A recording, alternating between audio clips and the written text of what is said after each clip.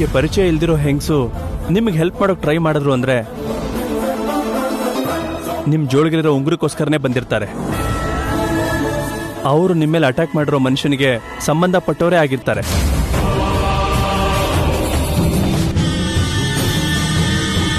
ಅವ್ರು ಬಂದಿದ್ರು ಅಂದ್ರೆ ಅವನು ಅಲ್ಲಿಗೆ ಬಂದಿರಬೇಕು.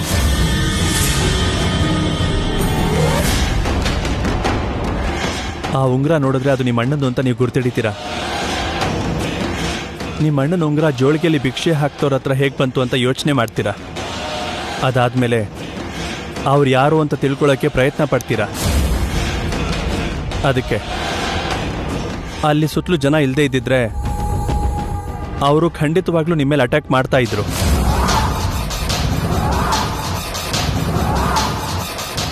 ಲಕ್ಕಿಲಿ you saved by the god. ಅವ್ರನ್ನ ನೀವು ಗುರ್ತು ಹಿಡಿತೀರಾ? ಏನೋ ಕ್ಯಾಶುಯಲ್ ಆಗಿ ನೋಡಿದ್ದೇನೆ ಹೊರತು ಪರ್ಟಿಕ್ಯುಲರ್ ಆಗಿ ನಾನು ನೋಡಲಿಲ್ಲ. ಗುರ್ತು ಹಿಡಿಯೋದು ಕಷ್ಟನೇ.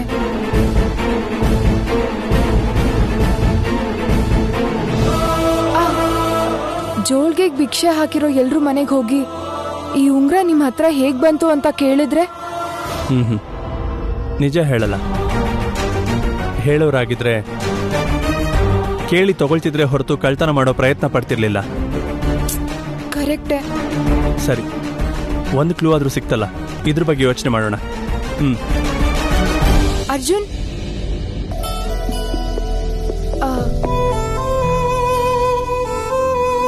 ದೇವಸ್ಥಾನಕ್ಕೆ ಬಾ ಅಂತ ನಿನ್ನ ಕರೆದ್ರು ಕೂಡ ನೀನ್ ಯಾಕೆ ಬರ್ಲಿಲ್ಲ?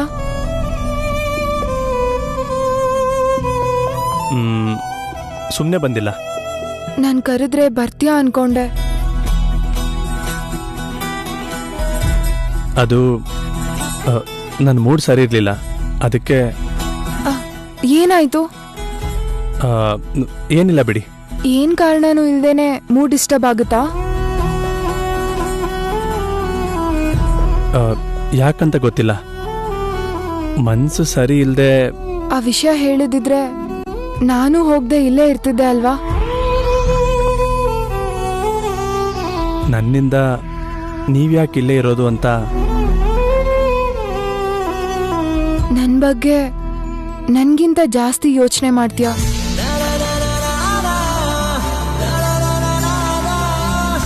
ನಾನು ಕೇಳಿದ್ರು ಕೇಳದೆ ಇದ್ರು ನನಗೆ ಹೆಲ್ಪ್ ಮಾಡ್ತೀಯಾ? ನಮ್ಮ ಮನೆಯವ್ರಿಗಿಂತ ಜಾಸ್ತಿ ಕೇರ್ ಮಾಡ್ತೀಯಾ?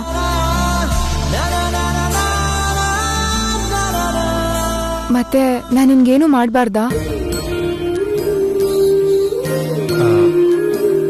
ಇಲ್ಲ, ಮಾಡಬಾರ್ದು ಅಂತಲ್ಲ. ಆದರೆ ಒಂದ್ಸಲ ನೀವು ನನ್ನ ಮೇಲೆ ಕನ್ಸರ್ನ್ ತೋರಿಸಿದ್ರೆ ಅಂಥ ಸಿಚುವೇಶನ್ ಬಂದ ಪ್ರತಿ ಸಾರಿ ನೀವೇ ಇದ್ರೆ ಚೆನ್ನಾಗಿರುತ್ತೆ ಅನ್ಸುತ್ತೆ.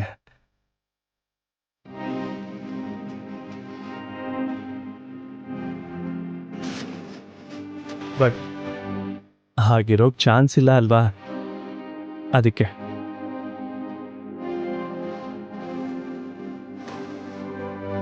ಇರಲ್ಲ ಅಂತ ಅನ್ಕೊಳ್ತಿದ್ಯಾ ಹೊರತು ಇರು ಅಂತ ಕೇಳ್ಬೋದಲ್ವಾ? ಇಲ್ಲ ಅಂತೀನಾ?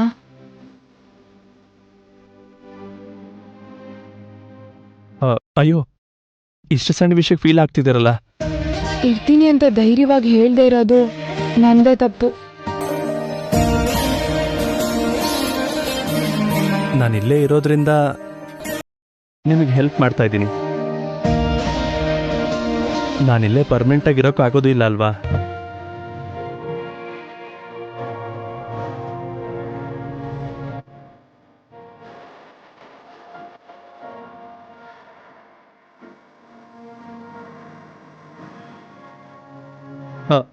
ಭೈರವಿ ಅವರೇ, ಏನಾಯ್ತ್ರಿ? ಏನೂ ಇಲ್ಲ, ಕಣ್ಣಲ್ಲಿ ಧೂಳು ಬಿತ್ತು.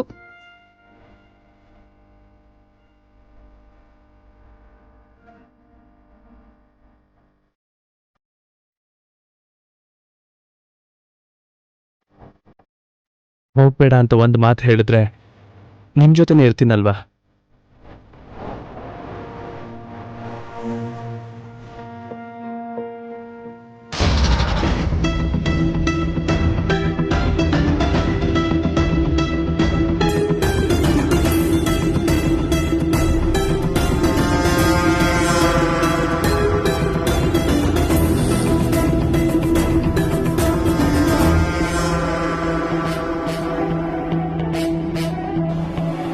ಮೇಡಮ್, ಏನಾಯ್ತು? ಆ ಡ್ರೋನ್ ಸಿಕ್ತಾ? ಇಲ್ಲ ಮೇಡಮ್. ಒಂದು ಕೆಲಸ ಕೂಡ ಸರಿಯಾಗಿ ಮಾಡೋದಕ್ಕಾಗಲ್ವಾ? Useless fellows. ಆ ಡ್ರೋನ್ ಏನಾದ್ರೂ ಅವ್ರಿಗೆ ಸಿಕ್ಕಿದ್ರೆ ಎಷ್ಟು ದೊಡ್ಡ ಪ್ರಾಬ್ಲಮ್ ಆಗತ್ತೆ ಅಂತ ಗೊತ್ತಾ? ಅದು ಮೇಡಮ್, ನನ್ನ ಪ್ರಯತ್ನ ನಾನು ಮಾಡಿದ್ದೀನಿ ಮೇಡಮ್. ಆದರೆ ಅಲ್ಲೊಬ್ರು ನನ್ನ ನೋಡಿ ಗುರ್ತಿಡ್ದು ಬೆನ್ನಡ್ದಾಗ ನಂಗೆ ಏನು ಮಾಡ್ಬೇಕಂತ ಗೊತ್ತಾಗದೆ ತಪ್ಪಿಸ್ಕೊಂಡು ಓಡ್ ಬಂದ್ಬಿಟ್ಟೆ ಮೇಡಮ್. ಏಯ್, ಛೆ!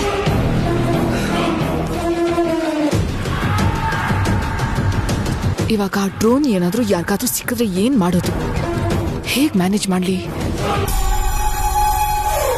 ಡೈರಿ ಸಿಕ್ತು ಅನ್ಕೊಂಡ್ರೆ ಅದರಲ್ಲಿ ದೇವಸ್ಥಾನದ ರಹಸ್ಯ ಬಿಟ್ಟು ಅವನ ಬಗ್ಗೆ ಏನೂ ಗೊತ್ತಾಗದೆ ಹೋಯ್ತು.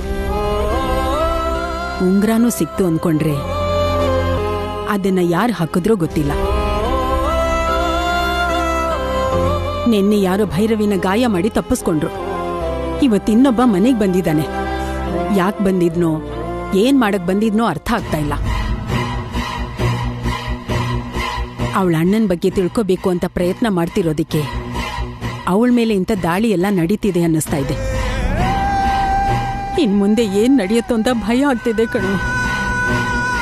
ಹೌದು ಮಾಮ, ಭೈರವಿಗೆ ಶತ್ರು ಅಂತ ಯಾರೂ ಇಲ್ಲ. ಆದ್ರೂ ಕೂಡ ಇಂಥದ್ದೆಲ್ಲ ನಡೀತಿದೆ ಅಂದ್ರೆ ಭೈರವಿ ನನ್ನ ಗಂಡನ ಬಗ್ಗೆ ತಿಳ್ಕೊಳ್ಳೋ ಪ್ರಯತ್ನ ಮಾಡ್ತಿರೋದಕ್ಕೇನೋ ಅಂತ ನನಗನಿಸ್ತಿದೆ ಮಾವ. ನನ್ನ ಮಗಳು ಇಲ್ಲಿಗೆ ಬರೋವರೆಗೂ ನನ್ನ ಮಗ ಸತ್ತೇ ಹೋಗಿದ್ದಾನಂತ ನಾವೆಲ್ಲ ಅನ್ಕೊಂಡಿದ್ವಿ.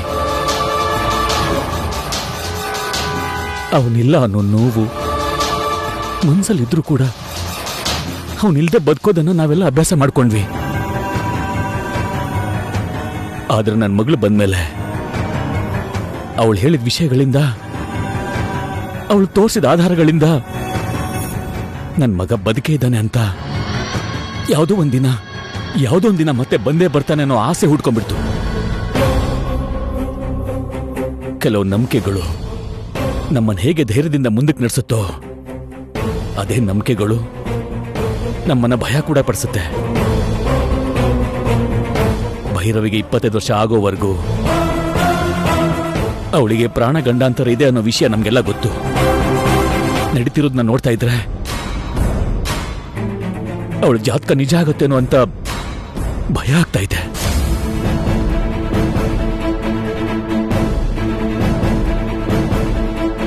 ಭೈರವಿನ ಕಾಪಾಡ್ಕೋಬೇಕು.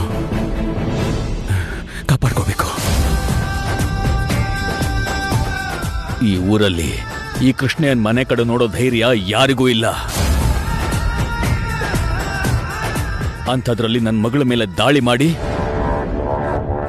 ನನ್ನ ಮನೆಗೆ ಬರೋ ಧೈರ್ಯ ಮಾಡಿದಾನಂತಂದ್ರೆ ನನ್ನ ಮಗ ಬದುಕೆ ಇದ್ದಾನೋ ನಿಜ ನಮಗ್ ಗೊತ್ತಾಗಬಾರ್ದು ಅಂತಾನೆ ಇದನ್ನೆಲ್ಲ ಮಾಡ್ತಿದ್ದಾರೆ ಅನ್ನೋದು ಅರ್ಥ ಆಗ್ತಾ ಇದೆ. ಆದ್ರೆ ಮಾಡ್ತಿರೋದು ಯಾರು, ಯಾಕೆ ಮಾಡ್ತಿದಾರೋ ಅನ್ನೋ ವಿಷಯನ ತಿಳ್ಕೋಬೇಕು.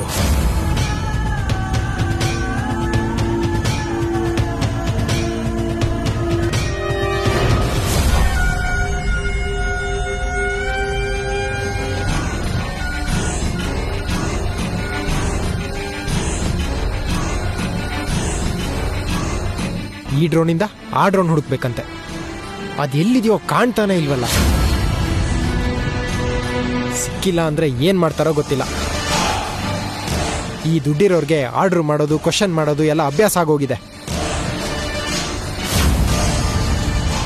ದುಡ್ಡಿಂದ ಎಲ್ಲ ಆಗ್ಬಿಡುತ್ತೆ ಅನ್ಕೋತಾರೆ ಹೊರತು ನಮ್ ಕಷ್ಟ ಅವ್ರಿಗೆ ಅರ್ಥ ಆಗಲ್ಲ.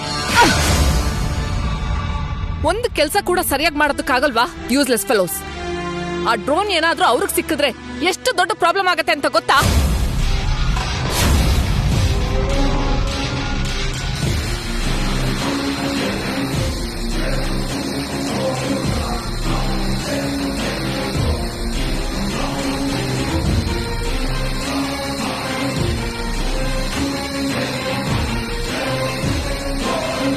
ಇಷ್ಟು ಸಣ್ಣ ಹಳ್ಳಿಲಿ ಡ್ರೋನ್ ಯಾರು ಯೂಸ್ ಮಾಡ್ತಾರೆ?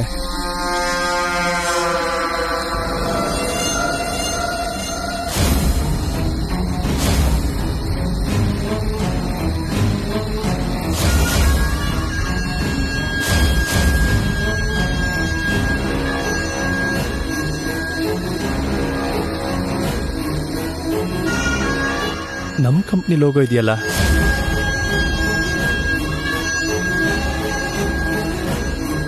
ನಮ್ಮ ಕಂಪ್ನಿ ಡ್ರೋನ್ ಈ ಊರಲ್ಲಿ ಹಾರ್ತಿದೆ ಅಂದರೆ ನನ್ನ ಬಗ್ಗೆ ತಿಳ್ಕೊಳ್ಳೋದಕ್ಕೆ ಅಕ್ಕ ಟ್ರೈ ಮಾಡ್ತಿರ್ಬೋದಾ?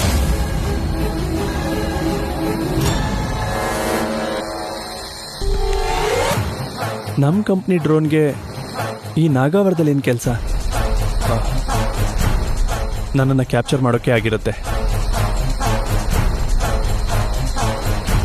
ಅದನ್ನು ಯಾರು ಆಪರೇಟ್ ಮಾಡ್ತಿದ್ದಾರೆ ನೋಡಬೇಕು.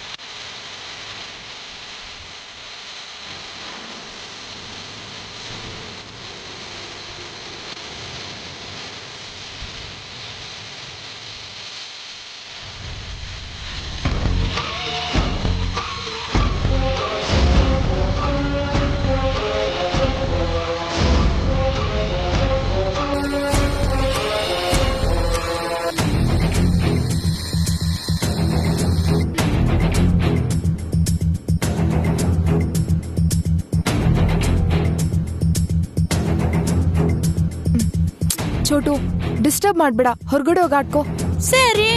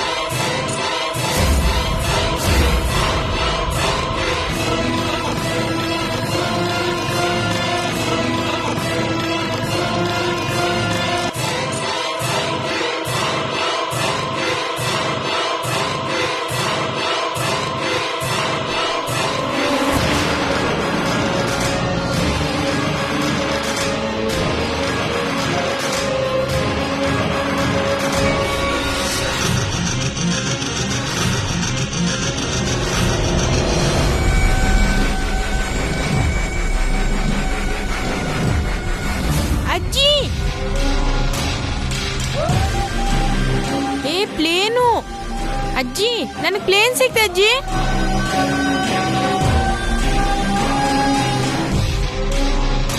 ಅಜ್ಜಿ, ನನಗೆ ಪ್ಲೇನ್ ಸಿಕ್ತು.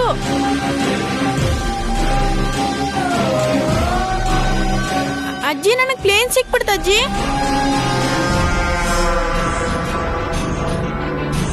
ಅಜ್ಜಿ, ಪ್ಲೇನ್.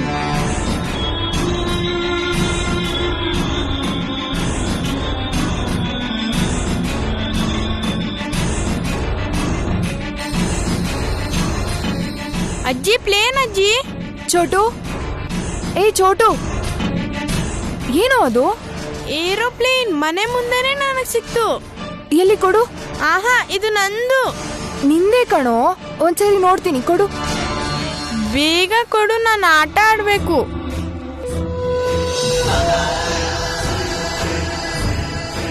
ಕ್ಯಾಮರಾ. ಚೋಟು, ಇದು ಪ್ಲೇನ್ ಅಲ್ವೋ? ಕ್ಯಾಮ್ರಾ. ಕ್ಯಾಮ್ರಾ ಏನಾದ್ರೂ ಫ್ಯಾನ್ ಇರುತ್ತಾ? ಇದು ಪ್ಲೇನೇ ಅಲ್ವೋ? ನೋಡಿದಲ್ಲ, ಇವಾಗ ಕೊಡು. ಏಯ್, ಕೊಡು. ಕೊಡ್ತೀನಿ ಇರು.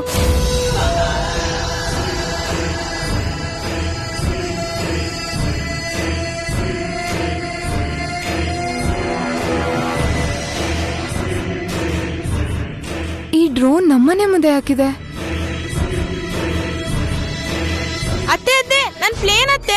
ಏಯ್, ಕೊಡ್ತೀನಿ ಇರು. ಅತ್ತೆ, ನನಗ್ ನನ್ ಪ್ಲೇನ್ ಕೊಡತ್ತೆ. ಅತ್ತೆ ನನ್ ಪ್ಲೇನ್ ಅತ್ತೆ ಕೊಡು ಅತ್ತೆ.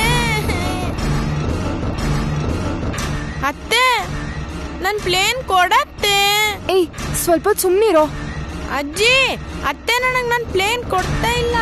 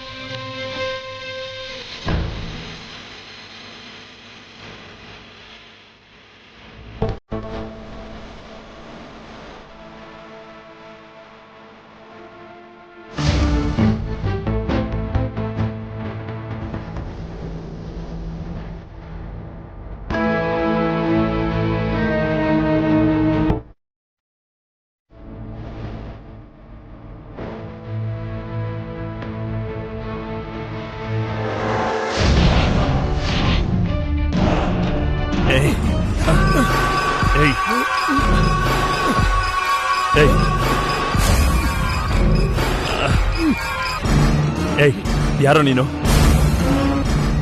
ಯಾರೋ ನೀನು? ಏಯ್ ಯಾರಿಗೋಸ್ಕರ ಕೃಷ್ಣಯ್ಯ ಅವ್ರ ಮನೆ ಮೇಲೆ ಡ್ರೋನ್ ಹಾರಿಸ್ತಾ ಇದೀಯಾ? ನೀನ್ ಯಾರು ಕಳ್ಸಿದ್ ಹೇಳು.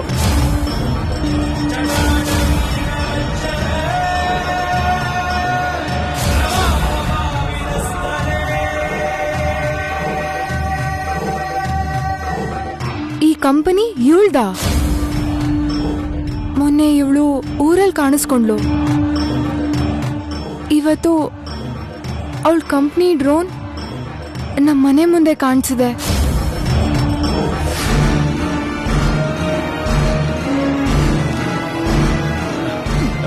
ಹೇಳು. ಏಯ್